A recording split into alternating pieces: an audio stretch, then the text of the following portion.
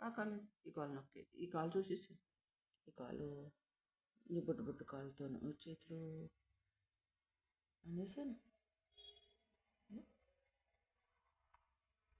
ఆ కాలు ఆ కాలు అది అంట.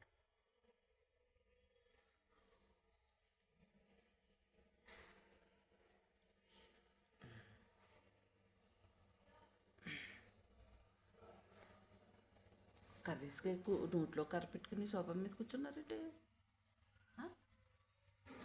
ఏ అలా కూర్చున్నారమ్మా సోఫా మీద.